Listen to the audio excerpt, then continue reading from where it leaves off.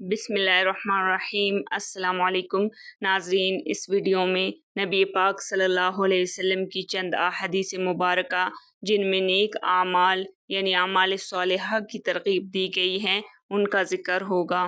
ناظرین، ہر کام جو اللہ کی رضا کے لیے کرنا چاہے اس کے لیے ضروری ہے کہ نیت خالص رکھنا چاہیے۔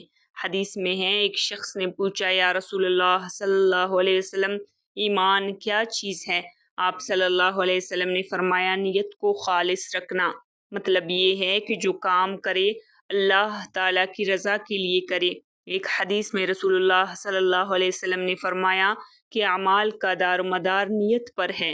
ناظرین، انسان کو چاہیے کہ وہ ہمیشہ کوششوں میں لگا رہے کہ وہ نیک اعمال کرے، کیونکہ اچھے یا برے طریقے کی بنیاد ڈالنے پر انسان کو ویسے ہی صلہ ملتا ہے۔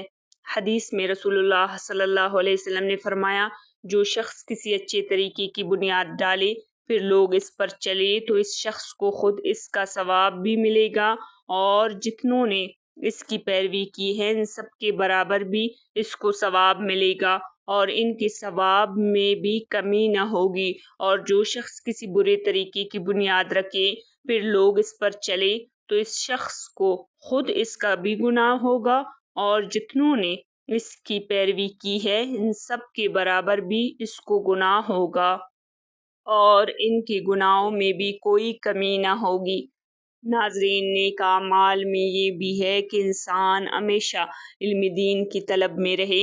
ایک حدیث میں رسول اللہ صلی اللہ علیہ وسلم نے فرمایا کہ جس سے کوئی دین کی بات پوچھی جائے اور وہ اس کو چھپا لے تو قیامت کے دن اس کو آگ کی لگام پہنائی جائے گی۔ حدیث مبارکہ کا مطلب یہ ہے کہ اگر کوئی مسئلہ پوچھے اور آپ کو وہ مسئلہ خوب یاد ہو تو اس میں بخل اور سستی نہ کرے، بلکہ پوچھنے والے کو اچھی طرح سمجھا دیا کرے، اور اگر اچھی طرح یاد نہ ہو تو بغیر تحقیق کے ہرگز نہ بتائے۔